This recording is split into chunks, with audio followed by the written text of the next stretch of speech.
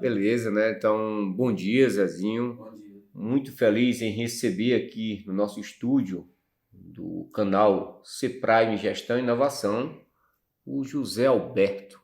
Mas, Zezinho, eu não consigo chamar você de José Alberto pela amizade que eu tenho por você, pela admiração como amigo, como intelectual, educador. Uhum. Então, primeiramente, dar boas-vindas a esse momento.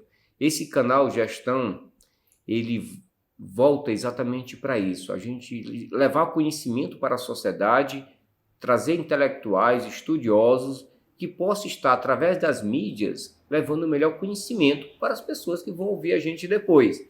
Nós não estamos online, porque faltou energia, exatamente para a gente fazer e postar depois. Mas com certeza nós estaremos levando aí o melhor conhecimento possível. Zezinho, você como pedagogo pela Universidade Estadual do Ceará, sempre muito estudioso, especialista em gestão pública, viu? É meu parceiro também, que eu também sou da área da pedagogia e especialista em gestão pública pela Universidade Estadual do Ceará também, e tenho orgulho de receber você aqui. Então seja muito bem-vindo, Zezinho, ao nosso canal C-Prime Gestão e Inovação. Obrigado, Cesário, pelo convite, né? Inicialmente, queria parabenizar, né, pela iniciativa, né, de montar um canal com esse perfil, né, que a Pipoca realmente precisa, criar, né, tanto profissionais como gestores, um novo perfil de ação, né? Pessoas que tenham uma visão mais ampla, né?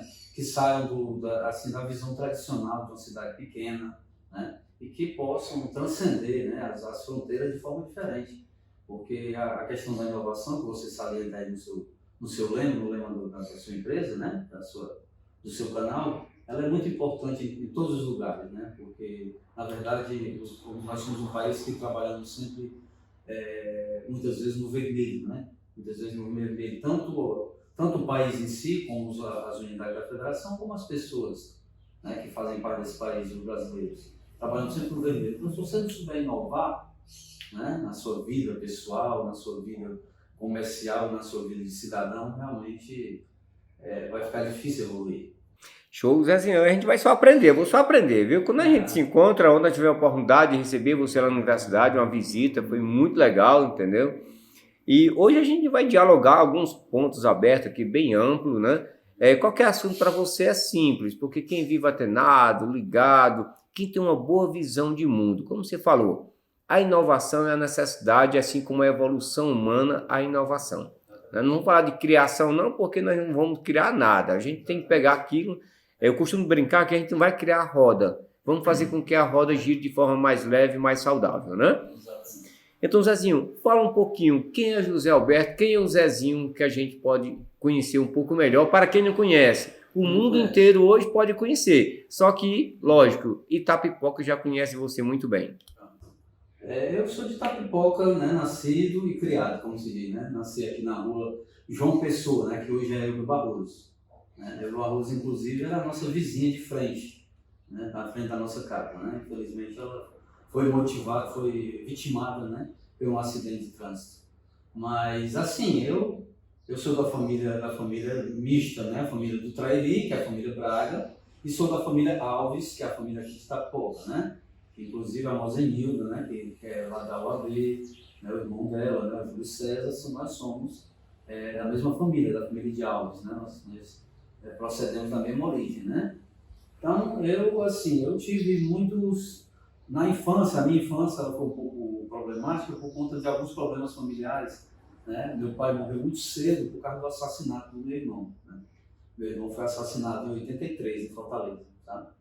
Assaltaram a casa dele, né? E ele, infelizmente, foi assassinado. E aí, em decorrência disso, houve a morte do meu irmão. Então, aquilo, naturalmente, né, César, dá uma balada muito grande, né, na família da gente.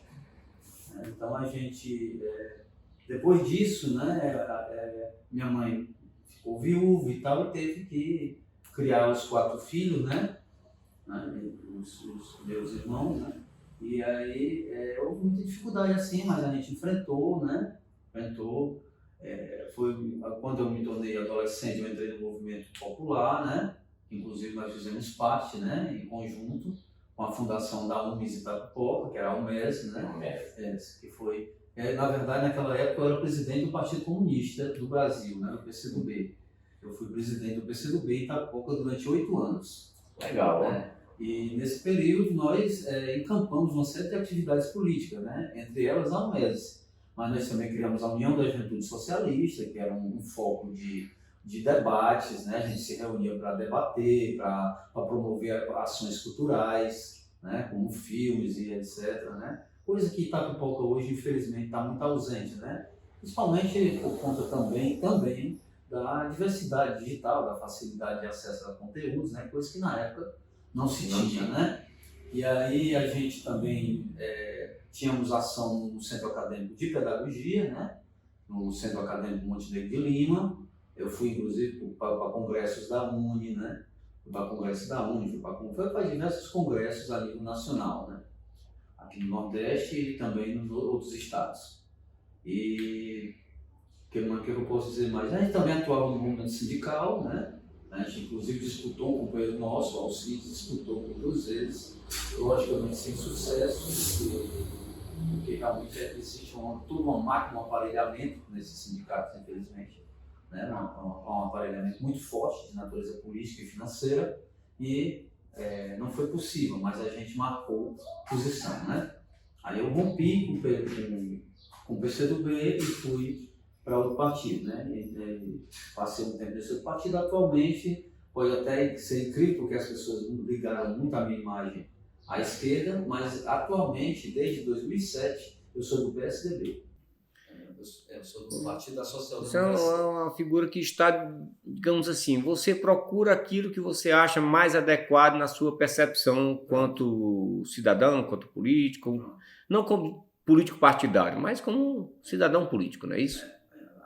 O recorte que eu quero fazer porque, assim, o rompimento com a esquerda se deu principalmente por quê? Porque eu identifiquei desde o início, sabe, a diferença, a distância entre o discurso e a prática na esquerda, entendeu? Em muitos pontos, tá? Em muitos pontos. E no PCdoB, né, o PCdoB ele tinha uma influência muito grande do stalinismo, né? Hoje eles escondem essa influência, né? Mas o stalinismo era uma figura, era uma força ideológica muito presente no PCdoB, tanto a nível ideológico, né, como a nível de prática dentro do partido, né? Dentro do partido, sabe? Existia, e aquilo, né, eu fui apresentado aos livros de Trotsky, que era o inimigo principal, né, de Stalin, o desafeto principal dele, que inclusive se suspeita que a morte dele tenha sido ordenada, né, por Stalin quando ele estava no México, né? Ele estava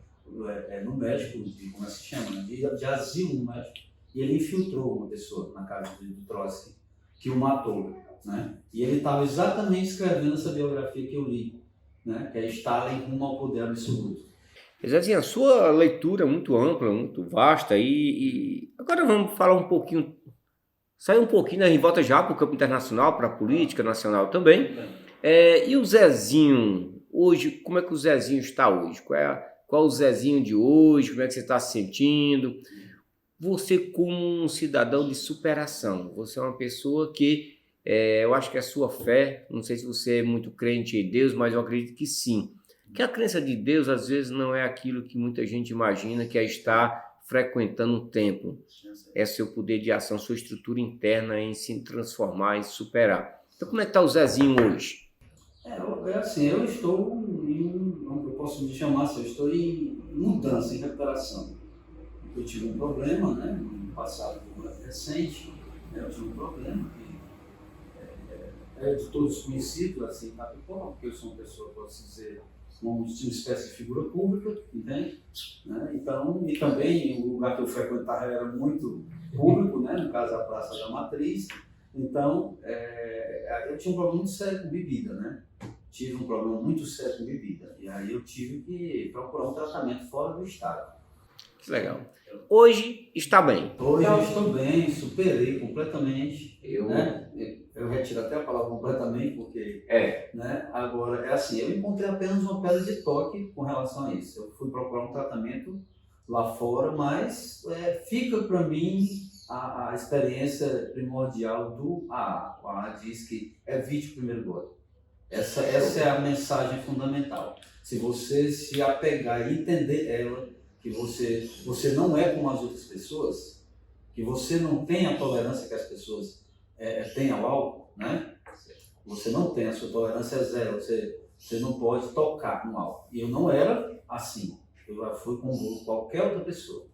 Ô Zezinho, então assim, você traz um aspecto da área de gestão muito ligado hoje a recursos humanos, que é a questão do autoconhecimento, do autocuidado. É bom a gente conhecer nossas limitações, nossas fraquezas, para que podemos nos superar. Exatamente. Então, você hoje é um exemplo, fico feliz, tá certo? Fico feliz em você ser assim. Eu lembro que uma vez eu encontrei ali na praça, eu não gostei muito, certo? Mas não gostei não foi de você não, de ter visto aquilo que eu estava vendo. E hoje eu me sinto super bem em ver você nas redes sociais, levando conhecimento, instigando essa percepção da crítica construtiva, sempre sem intenção de ofender, né? E nós estamos aqui, pessoal, professor Cesário, seu amigo, administrador, à disposição para ajudar. E nosso espaço aqui do escritório também à disposição para ajudar. Agora vamos falar de fora, porque o assunto hoje é alegre. Vamos lá. Zezinho, como é que você está vendo o nosso Brasil atual aí? A questão política nacional, a economia. Faz aí uma reflexãozinha sobre o nosso Brasil atual, na sua percepção. É muito complexa, né? Porque, na realidade, é assim, o presidente, eu estava até brincando com o Menino, lá no boteco, né? No boteco, eu estava brincando com o Menino, que eu estou comparando o Bolsonaro com a Juliana do Bonde. Para quem não conhece, lógico que a Juliana do Bonde é linda, né? Mas a Juliana do Bonde, ela lançou uma música agora, recente, né? Que foi muita polêmica, que é a Periquita, né? E aí as pessoas acham que ela é tola, né? Acham que ela lançou aquilo, sabe? Com uma espécie de inocência, mas na verdade não, é tudo articulado. Estratégia. É tudo estratégico, é tudo pensado, e deu muito certo. Ela foi pro topo, você está entendendo? E ganhou uns desafetos, sem dúvida. O Bolsonaro é do mesmo jeito, Bolsonaro. Nada do que o Bolsonaro fala ou diz não é pensado mediante uma estratégia. Essa visita, por exemplo, da Ucrânia, né? Que ele foi até a Ucrânia dando uma de estadista, de diplomata, né? Que ele não tem o perfil de maneira alguma. Você sabe muito bem que o perfil do diplomata é de negociador, né? É de apaziguador, de pessoa afável, né? Ele foi chamado lá em que sentido? Você sabe que os Estados Unidos, através da OTAN, né? Através da OTAN, está se metendo, está se miscuindo num assunto doméstico da Rússia. Um assunto doméstico. Né? Um assunto que não vem de hoje. Agora, há uns dias atrás eu estava assistindo O Senhor das Armas, né? Que é com Nicolas Cage. Muito bom. Pronto, um filme excelente, né? Que mostra a realidade do tráfico de armas internacional, principalmente o poderio da Kalashnikov, né? Que é uma arma russa. E todas as operações, a base de operações do Senhor das Armas é na Ucrânia. Você está entendendo? É na Ucrânia. Então, se você reassistir o filme, você vai ver. Né? Então, aquele retrato, só cortando sua fala, Zezinho, é o que a gente pode ver hoje na ideia de a Ucrânia ali. Você acha que o que vai desencadear vai ter realmente uma invasão da Rússia ou não vai precisar? Ali foi só uma medida, como fosse uma espécie de guerra fria, medida de poder com os Estados Unidos, ou vai ter invasão? Não, eu acho que assim, o Putin não tem meias medidas, né? Eles têm uma percepção diferente de intervenção, né? Se eles decidirem pela intervenção deles, só que, lógico, eles estão sendo o máximo diplomatas possíveis. Aí, a diplomacia do Bolsonaro, voltando para a questão, é exatamente por isso, quer dizer, eles vieram se meter num país às barbas dos Estados Unidos, né? Às barbas dos Estados Unidos. Aí você não gosta de se meter nos assuntos domésticos dos outros, vou chamar um convidado especial, né? Porque você sabe que o Bolsonaro não era alinhado ao Trump. Não era alinhado ao Biden. Ele era alinhado ao Trump.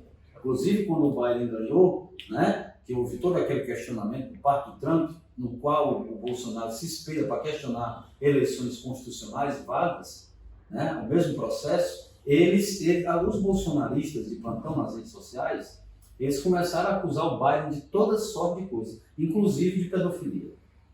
Né? Pegaram uma foto lá que ele supostamente está realizando os fakes da vida, né? Exatamente. Então, quer dizer, eles não são pró-Biden. Eles são pró-Trump e pró-a direita que o Trump representa.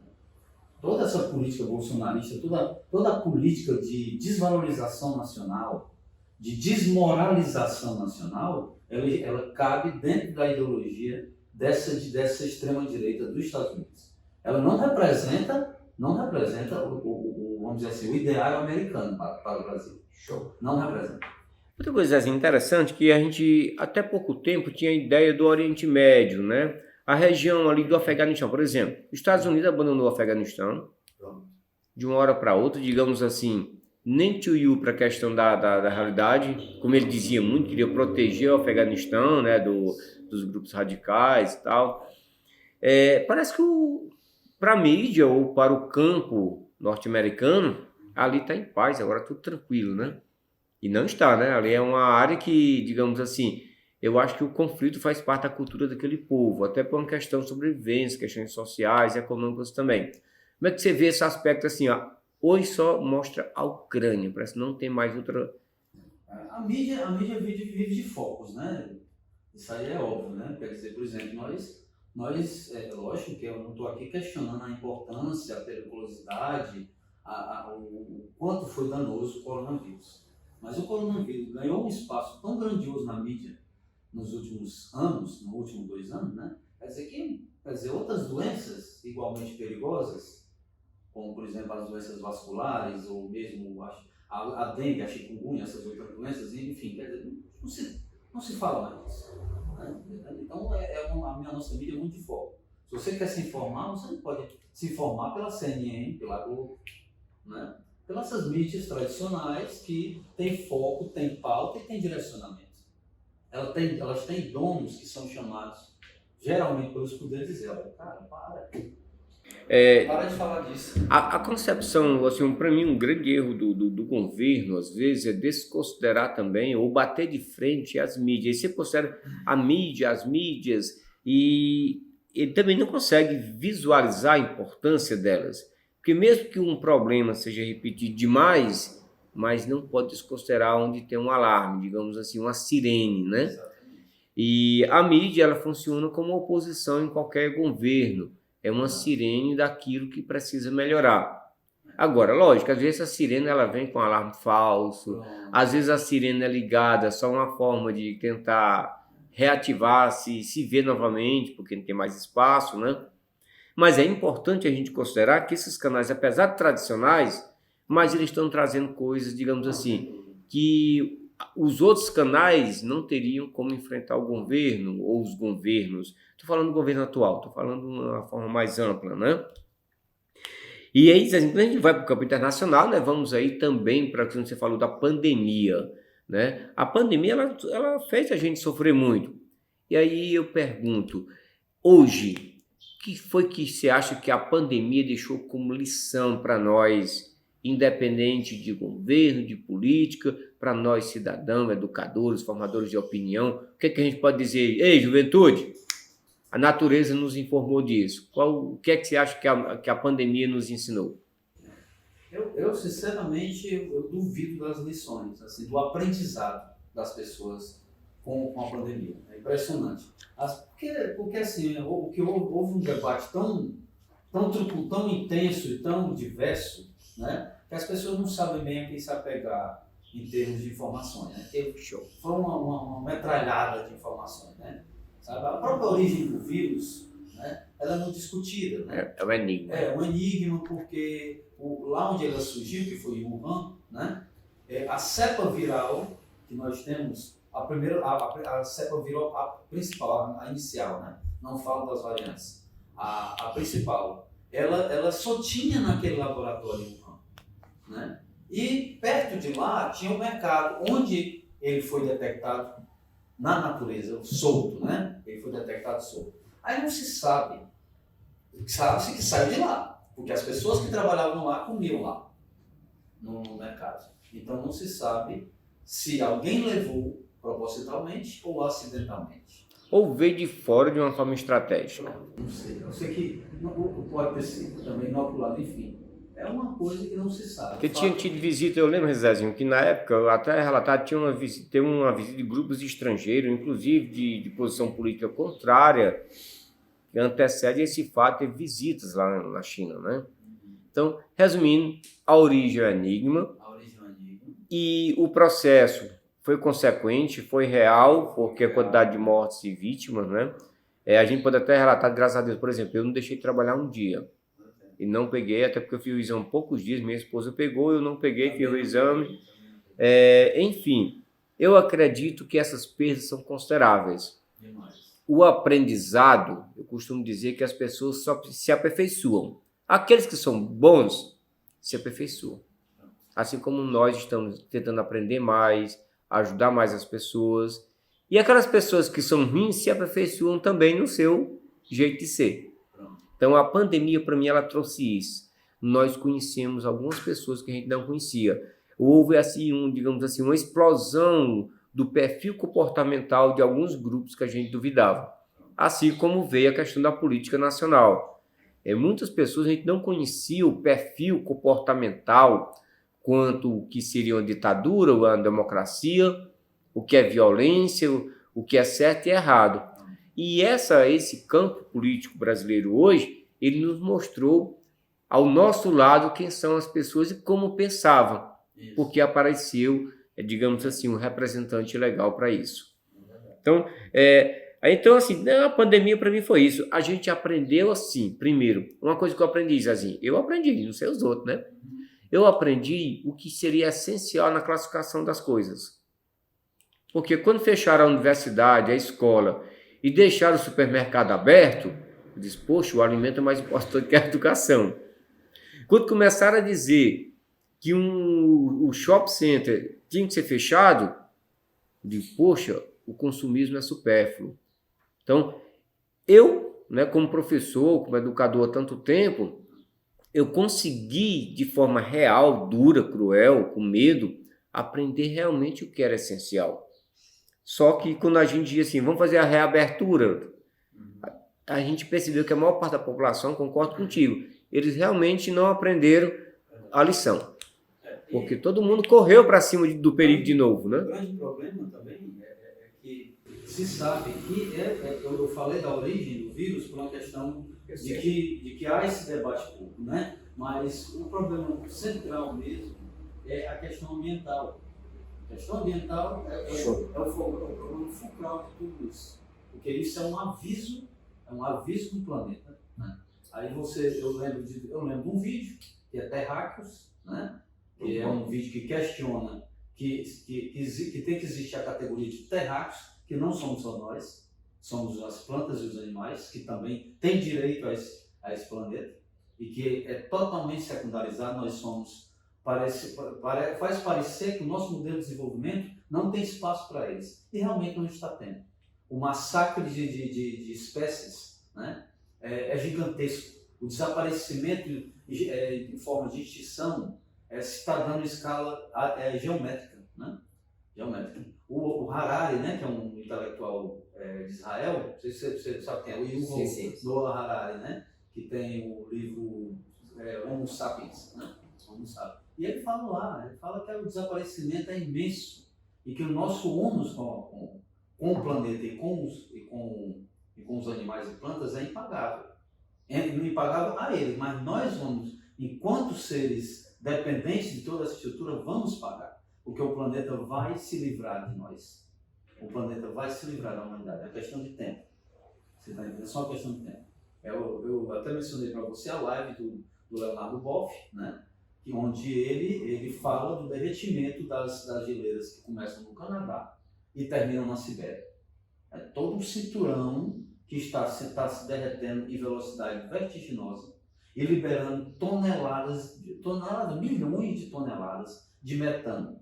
Porque a gente sempre apontou o dióxido de carbono como o gás principal do efeito estufa e da destruição do planeta. Mas o metano está superando, porque o metano se junta ao derretimento das geleiras, a questão da criação de gado que é intensa, né? o nosso vício em comer carne tem ajudado o crescimento, a destruição do planeta em escala vertiginosa. Então, se nós não aprendermos a lidar com isso, eu acho muito difícil, porque, principalmente aqui no Ocidente, com a retórica fundamentalista do cristianismo, né?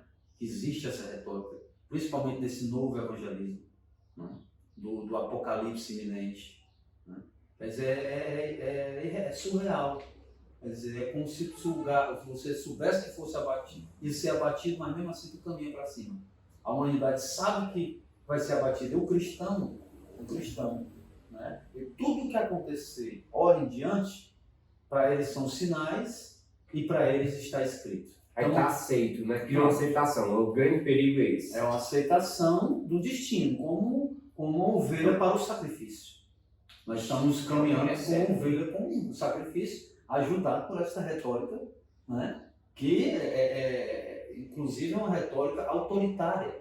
Como você muito bem falou, que é importante você ver todo tipo de conhecimento, aceitar os discursos, né?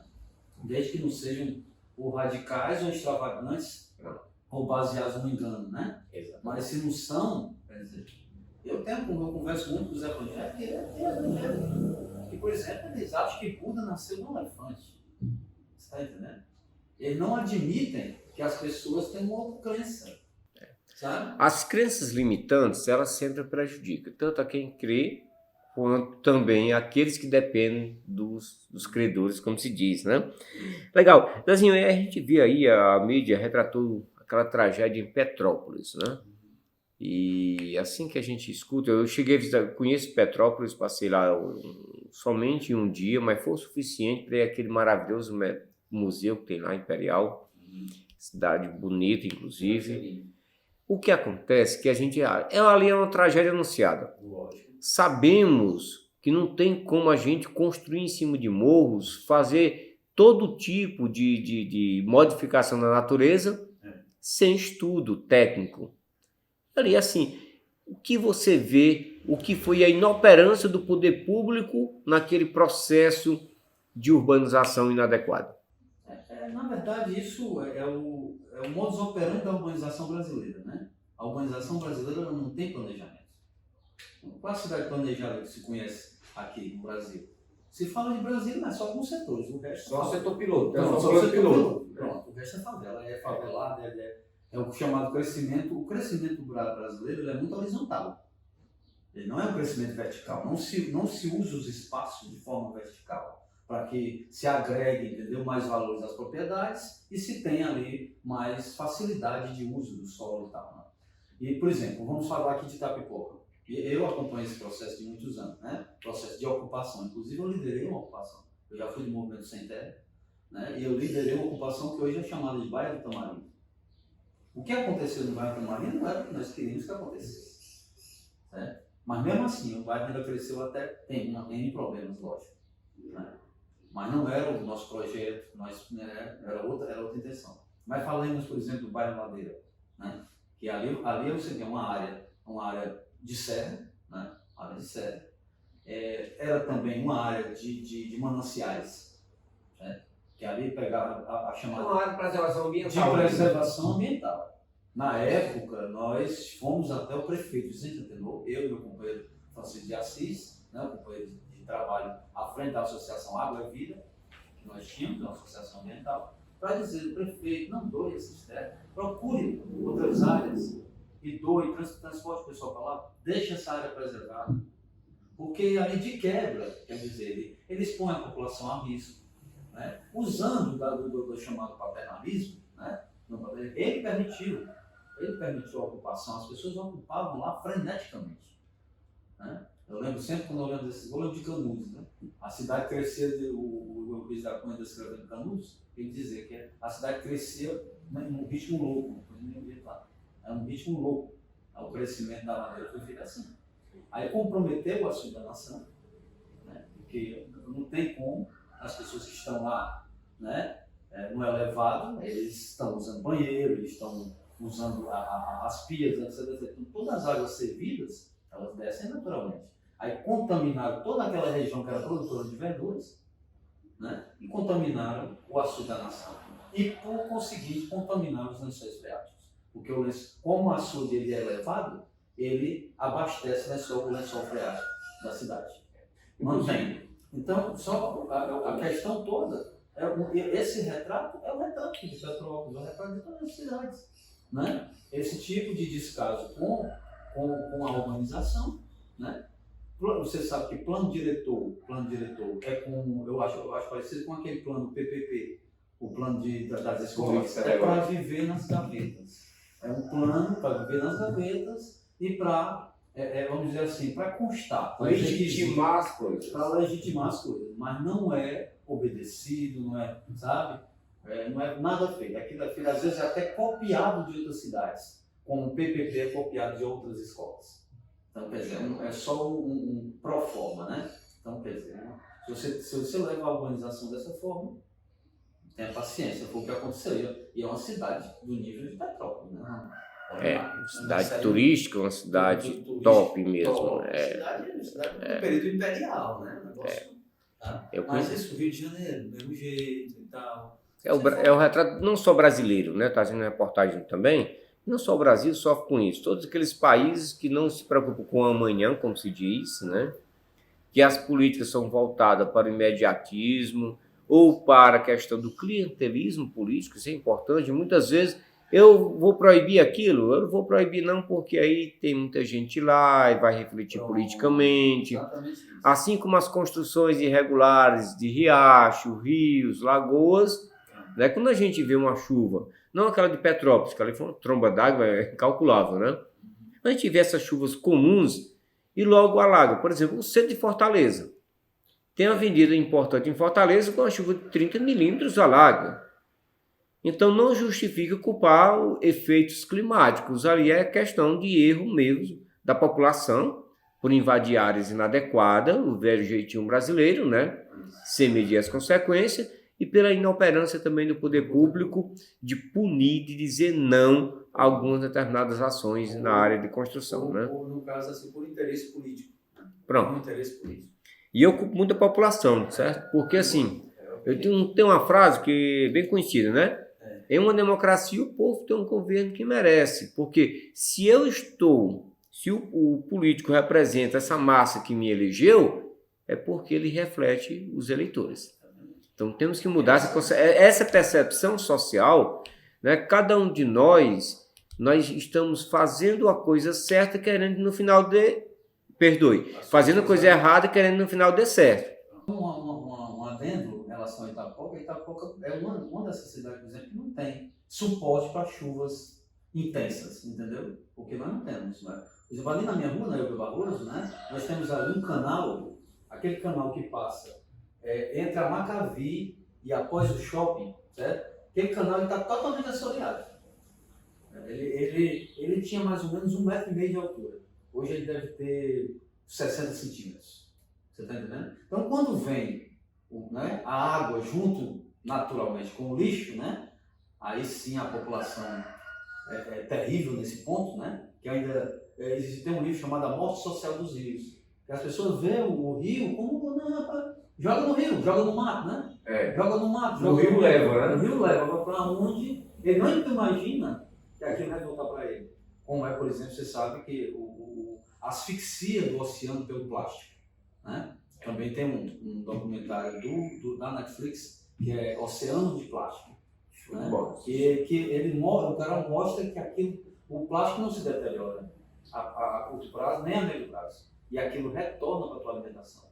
De todo aquele plástico no oceano, através do peixe, através das próprias águas que se alimentam das chuvas, etc.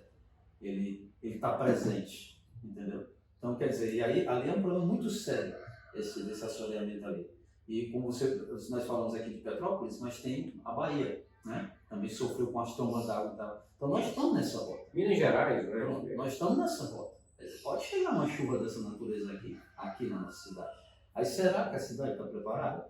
Eu falando assim, Zezinho, onde nós estamos aqui nesse momento, né? Em 2009, foi 2008, não, 2008, né? Nós tivemos aqui água à vontade. Onde nós estamos aqui ficou com 1 metro de água. Aqui do Riacho das Em Almas. 2019, também ocorreu uma clandestinidade menor. Aqui em casa não entrou água, mas teve vizinhos aqui que a água ficou acima de 1 metro, perdeu os móveis, perdeu tudo. Assim, a origem é do Riacho das Almas. Exatamente. Pela obstrução dos canais, das passagens, as pessoas vão obstruindo, vão fechando, e ainda tem a ideia de que a gente não pode questionar porque é crítico, porque não sei o quê. Mas a gente está esperando algumas melhorias. Agora houve uma retirada muito de aterro, acidentalmente, que tinha aqui no Riacho das Almas, e esperamos aí essa ponte aqui na Frei Cassiano, que ela vai realmente ajudar bastante a Itapipoca, né? O prefeito tem feito obras nesse sentido. Pronto. Ele fez obras, está fazendo obras aqui na ladeira com relação a isso. Pronto, e aqui a gente está esperando, inclusive já teve aí medição, a equipe técnica aí da infraestrutura, e esperamos trazer, né? E quanto à população, né? Precisamos fazer essa parte. Exatamente. Porque enquanto a gente estiver fechando, onde tinha duas manilhas que passava água, coloca só uma. O cara faz a construção em cima e fica zangado se alguém disser que está errado. Eu entendo. Entendeu? Chega um ponto que a água ela só evapora a partir de 100 graus. Até 100 graus ela vem líquido. Então ela... No caso, cheio de lixo. E muito pesada ainda mais, bem né? Pesado, bem corpulento. Exatamente. Só um detalhe, a gente nunca soube realmente a origem desse nome, desse Riacho das Almas. A origem, eu não conheço ninguém que tenha descrito. Eu tenho uma teoria, sabe? Aqui onde é o Pinheiro, atualmente, aí morava um parente meu, sabe? Certo. O nome dele era Manuel das Almas. Manuel das Almas. Ele tinha uma mediunidade muito forte, sabe? Ele incorporava, por exemplo, o avô do Paulinho. A minha mãe descreve isso, ele sentava na mesa, a mãe dele, que mora lá onde eu moro, ali vizinha Brisanete, nós sempre moramos no mesmo local, a mãe dele, a dona Dondon, né? Que inclusive ela tinha o tio dela foi presidente da República, o Rodrigues Alves, foi presidente da República, da minha avó, né? E aí ela tinha medo dele, ela escapava no meio das vacas, porque ele incorporava, até o rosto dele mudava, segundo as descrições. E ele morava aqui. Eu imagino que ele frequentava muito, ele via muitas aparições aqui, né, nessa área do Riacho. Porque não tem outra explicação, eu desconheço. O Riacho das Almas, onde foi que tirou isso? Assim, uma vez eu fui visitar uma Almofala, né? E a origem de uma Almofala vinha os colonizadores, quando chegavam ali, os índios se escondiam dentro do mato, na praia, e eles diziam, devido à questão da crença europeia, almas que fala, Almofala. De repente, poderia ter também umas pessoas se escondendo no riacho para tomar banho ou alguma coisa, né? Então, vale a pena investigar e estudar, né? Depois, convidar você e o amigo Júlio César para a gente fazer aqui um aprofundamento desses fatos, porque realmente vocês são curiosos e conhecem muito bem. Zezinho, meu amigo, o nosso tempo aqui não está tão longo, a gente vai ter mais momentos assim. Eu gostaria de agradecer demais a sua presença aqui, certo? Nosso diálogo foi aberto, depois a gente vai entrar pontual, com mais conhecimento, com mais, digamos assim. Eu gostaria só de você deixar sua mensagem aí para os jovens, para os professores, para os alunos, universitários. Qual a sua mensagem aí que você deixa no nosso canal CPRIME Gestão e Inovação? A mensagem que eu tenho para dar a todos é assim: confie em si mesmo, né? Confie em si mesmo, acredite no seu potencial, não deixe que ninguém, nem nada, nem nas mesmas circunstâncias lhe derrube, certo? Você olhe para frente, né? Se você tem um Deus, acredite, entregue o seu destino a Ele, converse, né? Se renda aos seus propósitos, né? E o mais importante, sabe, é estudar, né? O conhecimento é muito valioso, principalmente na sociedade que nós vivemos, né? E outra coisa, o valor do ser humano, o valor da pessoa humana.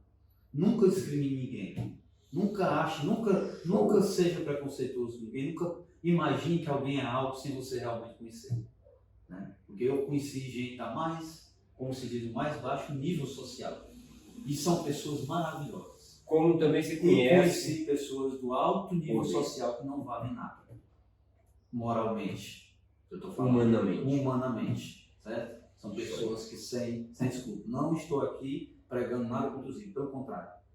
É bom e justo ser rico, do jeito desse que você passa por onde. Cada um tem o que merece, digamos assim, de acordo com as boas condições externas. Exatamente. Então é isso, basicamente é isso. É esse norte que nós devemos nos apegar e principalmente também cuidar da saúde, porque é um momento que a gente precisa muito se voltar. Da saúde socioemocional, saúde mental. Saúde mental, né? emocional, ou chamado ideal ateniense, né? O completo, né? Completo. Pois é, assim, muito obrigado. Encerrando mais um momento aqui no canal C-Prime Gestão e Inovação com o nosso amigo, né? O José Alberto é conhecido como Zezinho, ele é historiador, é pedagogo, é investigador. E muito obrigado e até a próxima com bastante informação.